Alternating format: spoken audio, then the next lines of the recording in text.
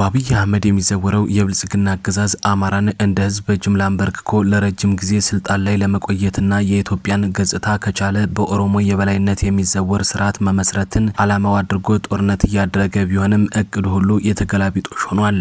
ሰላምታችን በያላችሁበት ድረስ የተወደዳችሁ የኤንቢሲ ዜና አድማጭ ተመልካቾች ዕለተ ሐሙስ ግንቦት 28 2017 ዓ.ም ለሰዓቱ የተሰሙ አዳዲስና ወቅታዊ መረጃዎችን ማስደመጣችንን ጀምረናል። አብራችሁን ቆዩ።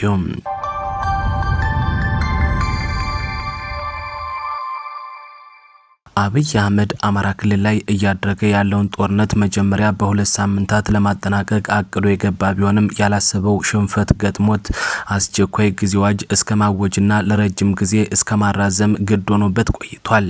አሁንም እያሰለጠነ የሚልከው ጥምር ኃይል አከርካሪውን እየተመታ ከመደምሰስ ውጭ አንድም ይዞታ ከፋኖ ማስለቀቅ ተስኖት ውጊያው በፋኖ የበላይነት በሁሉም የክልሉ አካባቢ ተፋፍሞ ቀጥሏል። በውጊያውም የፋኖ ሁለገብ ማጥቃት በሁሉም የአማራ ግዛቶች እንደ ጉድ ጀምሯል። በጎጃም፣ በሸዋ፣ በወሎና በጎንደር በኩል ፋኖ እያጠቃ ነው። በጎንደር ያገዛዙ ጦር ወደ የፋኖ ኃይሎች ወደ ያዙት አርማጮና መተማ ኮሪደር አሁንም ለማስፋፋት አስቦ ተደጋጋሚ ሙከራ እያደረገ ቢሆንም እየተመታ መሆኑ ሲነገር የአማራ ፋኖ ብሔራዊ ኃይል አካል የሆኑት እነ አርበኛ ሲሳይ አሸብር የመተማ የአርማጮ ኮሪደርን በአስተማማኝ ሁኔታ እያስጠበቁት እንደሆነ ታውቋል። ከዚህ ጋር በተያያዘ በዘመቻ ኮማንዶ በላይ የአማራ ፋኖ ብሔራዊ ኃይል ጎንደር ቀጠና ላይ በአገዛዙ ኃይሎች ላይ እርምጃ መወሰዱ ተሰምቷል። እንደምጫችን ገለጻ የአማራ ፋኖ ብሔራዊ ኃይል አካል የሆነው ዳግማዊ ቴዎድሮስ 5ኛ ኮር ጎሃላ ደጎማ ማክሰኝት ጠዳ ጎንደር ከተማ አየር ማረፊያው ላይ አይምባ ኢንፍራንስና ጎንደር ዙሪያ ቀጠናዎች ላይ ከባድ ትንቅንቅ እያደረገ መሆኑ ነው የታወቀም። ዘመቻው በቅርቡ በተሰዋው በኮማንዶ በላይ ተሰይሟል። ግንቦት 24 ቀን 2017 ዓ.ም የአማራ ፋኖ ብሔራዊ ኃይል ጎንደር ቀጠና የዳግማዊ ቴዎድሮስ 5ኛ ኮር የንስር በለሳ ቅጣው እጅጉ ክፍለ ጦር የምስራቅ በለሳ ወረዳ መቀመጫ በሆነችው ጎሃላ ከተማ ላይ መሽጎ በነበረው ያገዛዙ የጦር ሰራዊት ላይ በወሰደው እርምጃ በ3 ካምፕ መሽጎ የነበረውን ኃይል ሙሉ በሙሉ መበተኑን መዘገባችን አይዘነጋም። በተመሳሳይ ግንቦት 26 ቀን 2017 ዓ.ም የዳግማዊ ቴዎድሮስ 5ኛ ኮር ታድሎ ብርሃን ክፍለ ጦር እና ደው ብርጌድ ቆላድባ ከተማ ሰርጎ በመግባት በአገዛዙ ኃይሎች ላይ እርምጃ በመውሰድ ማስረሻ ባዩ የተባለን የሚሊሻ ጠርናፊን ጨምሮ ብዙዎችን መደምሰሱም የሚታወስ ነው። ትላንት ግንቦት 27 ቀን 2017 ዓ.ም የአማራ ፋኖ ብሔራዊ ኃይል ጎንደር ቀጠና የዳግማዊ ቴዎድሮስ 5ኛ ኮር ዞዛምባ ንጉስ ክፍለ ጦር ደጎማ ላይ የመሸገውን የብልጽግና የጦር ሰራዊት ላይ የደፈጣ ጥቃት በመፈጸም ብዙዎችን ሙትና ቁስለኛ አድርጓል። ማክሰኝት ላይም ያገዛዙ ኃይል መመታቱ ሲነገር 30 ሙትና ከ15 በላይ ቁስለኛ የተደረገ ኃይል ተመዝግቧል ነው የተባለ። 20 የነፍስ ወከፍ መሳሪያዎችም ተማርከዋል። በቁጥር 79 እስረኞችንም ማስለቀቅ መቻሉ ነው የተገለጸ።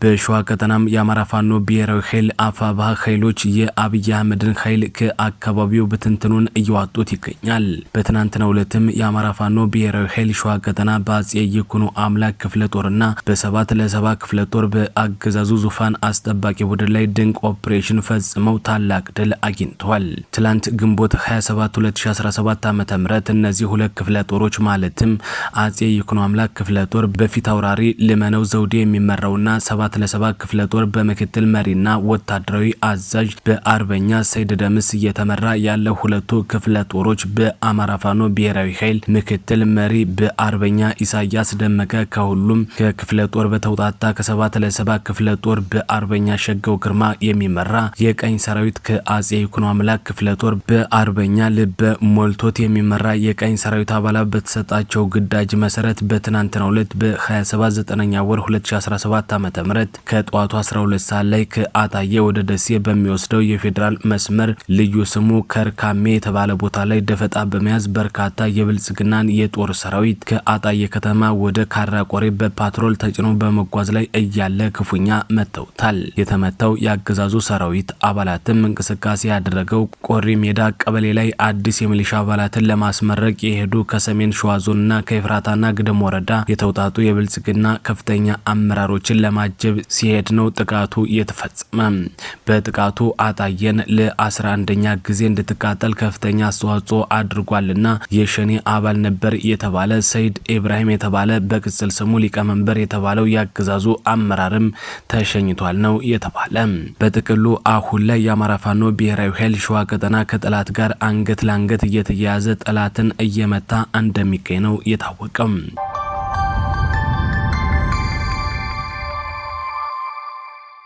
በተመሳሳይ የአማራ ፋኖ ብሔራዊ ኃይል በጎጃም ቀጠና ከፍተኛ ተጋድሎ በማድረግ አስደሳች ድል አስመዘገበ። ሁለተኛ ተፈራ ዳምጤ ክፍለ ጦርም ድል ቀንቶታል። ጠላት ለአራተኛ ቀናት ተቆጣጥሯቸው የነበሩ ከአራቴ እስከ ቦሃች ያሉ ተራሮችን ከጠላት በማስለቀቅ ፋኖ ተቆጣጥሯቸዋል። ሆኖም ጠላት ከደብረ ወርቅ፣ ከጎንቻ፣ ከመርጦ ለማርያምና ከሞጣ ኃይሉን በማሰባሰብ በመድፍና በዙ 23 በመታገዝ አራቴ እንዲያምባና ቦሃች የተባሉ ቦታዎችን መልሶ ለመያዝ መሞከሩን ተከትሎ የብልጽግና ሰራዊት ላይ ሁለተኛ ተፈራ ዳምጤ ክፍለ ጦር በፈጸመው የማጥቃት እርምጃ ድል ተጎናጽፏል። ትላንት ካራቲ እንዲያምባ እስከ ቡሃች በጫካና በአስፓልት አስከሬን በየቦታው ተንጠባጥቦ ይታይ እንደነበር ነው ከቦታው ምንጫችን የነገሩን። 5 የብልጽግና መከላከያ ሰራዊት አባላት ሲማረኩ ከምርኮና ከሞት የተረፈው የብልጽግና ሰራዊት ደግሞ እግሬ ውጪ ብሎ ወደ ሞጣ አቅጣጫ መሸሹ ነው የተነገረ። ከትላንት በስቲያ ግንቦት 26 9ኛ ወር 2017 ዓ.ም ያገዛዙ ኃይል 3 መኪና ኃይል በመጨመር ከጧቱ 1 ሰዓት ሞርተርና ዲሽካ እየደበደበ አራራ ቀበሌ ለመቆጣጠር ሙከራ ያደረገ ቢሆንም የአማራ ፋኖ ብሔራዊ ኃይል አፋባ በጎጃም ቀጠና 9ኛ ሳሙኤል አወቀ ክፍለ ጦር በሶማ ብርጌድ ውስጥ የሚገኙ የብርጌዱ ጥምር ኃይልና የጫን ያለው ሻለቃ እንዲሁም ከአባይ ሸለቆ ብርጌድ 1 ሻለቃ 1 ሻምበል በመቀናጀት ከአራራ ቀበሌ እስከ ጓሮ ገደል ቀጠና ድረስ አትሌት በሚመስል መልኩ እያሯሯጡ የጠላትን ኃይል አይከቱ ቅጣት ቀጥተውታል ነው የተባለ። በዚህ ውጊያ 7 የመከላከያ ሰራዊት አባላት እስከ ወዲያኛው ሲደመሰሱ አንዱ የመከላከያ አባል ደግሞ ህይወቱን ገደል ገብቶ ተሰናብቷል ነው የተባለ። ከመከላከያ ሰራዊቱ በተጨማሪ 6 የሚሊሻ ኃይሎችም ከባድ ቁስለኛ ሲሆኑ 2 የሚሊሻ አባላት ደግሞ እስከ ወዲያኛው ተደምስሷል። ትላንትና ግንቦት 27 9ኛ ወር 2017 ዓ.ም ካራራ ቀበሌ ላይ ኃይለኛ የሆነ ምት ተመቶ ጓሮ ገደል ቀጠና ላይ መሽጎ የነበረው የጠላት ኃይል የአማራ ፋኖ ብሔራዊ ኃይል በጎጃም ቀጠና 9ኛ ሳሙኤል አወቀ ክፍለ ጦር ስር የሚገኝ ሶማ ብርጌድና የአባይ ሸለቆ ብርጌድ 1ኛ ሻለቃ 1 ሻምበል ጠላት መሽጎ ከነበረው ስፍራ ወደ ጓሮ ገደል ቀጠና ማጥቃት ለማድረግ ሲሄዱ በላይኛው በኩል የአማራ ፋኖ ብሔራዊ ኃይል ጎጃም ቀጠና ነበልባሉ አባ ኮስተር ብርጌድም ለማገዝ ደብረ ወርቅ ላይ ተጠግቶ ሲደበድብ ስለነበረ የጠላት ኃይል ከጓሮ ገደል ቀጠና ያለምንም ተኩስ በሩጫ ወደ ደብረ ወርቅ ከተማ ሸሽቷል ነው የተባለው። በዚህ ቀጠና በጠላት ላይ ሰባዊና ሞራላዊ ጉዳት ማድረስ ተችሏል። አጠቃላይ በ3ቱም ቀናት በነበረው ውጊያ ግን በጠላት ላይ የደረሰ ኪሳራን በተመለከተ ለማረጋገጥ እንደሞከር ነው 10 የመከላከያ ሰራዊት አባላትና 4 የሚሊሻ አባላት ሙሉ በሙሉ ተደምስሷል። እንዲሁም 6 የሚሊሻ አባላት ከባድ ቁስለኛን ማድረግ ተችሏል። በወሎ ቤት አማራ ቀጠናም የአማራ ፋኖ ብሔራዊ ኃይል ንጉስ ሚካኤል አሊኮር መብረቅ ክፍለ ጦር ትላንት ግንቦት 27 ቀን 2017 ዓ.ም በወግዲ ወረዳ ወግዲ ከተማ ዙሪያ በሚገኝ ቀበሌ 3 አገዛዙ አደራጅቷቸው በነበሩ ወንበር ጠባቂዎች ላይ እርምጃ ተወስዷል። በዚህም በነበረው የተኩስ ልውውጥ ቀበሌ 3 ሊቀመንበርን ጨምሮ 5 ያገዛዙ የሰራዊት አባላት እስከ ወዲያኛው ሲደመሰሱ በርካቶች ደግሞ እግሬ አውጪ ብለው ሲሮጡ ገደል መግባታቸውን ጭምር ነው ማወቅ የተቻለው። እንዲሁም ከተደመሰሱት አስከሬን ላይም 5 ክላሽ ከነትጥቁ ተገኝቷል።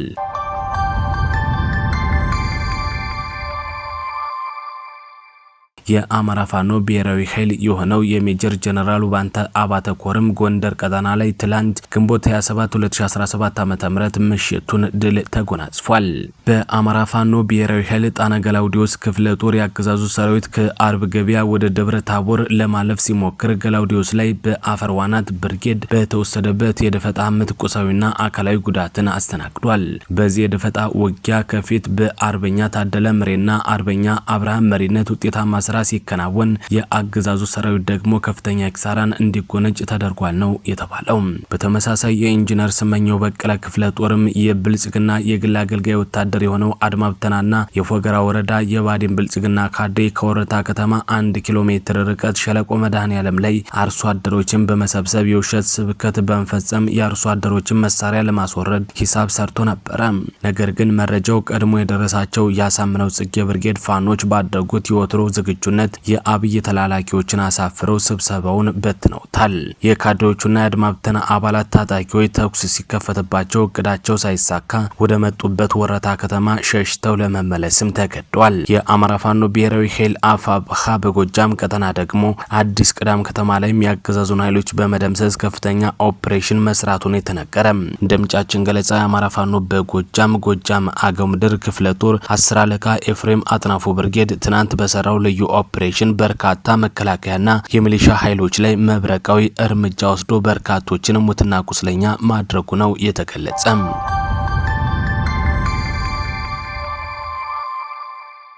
የተከበራችሁና የተወደዳችሁ አድማጭ ተመልካቾች ለሰዓቱ የተሰሙ አዳዲስና ወቅታዊ መረጃዎች እነዚህ ነበሩ። በሌሎች የመረጃ ሰዓታችን እስከምንገናኝ መልካሙን ሁሉ ተመኘን።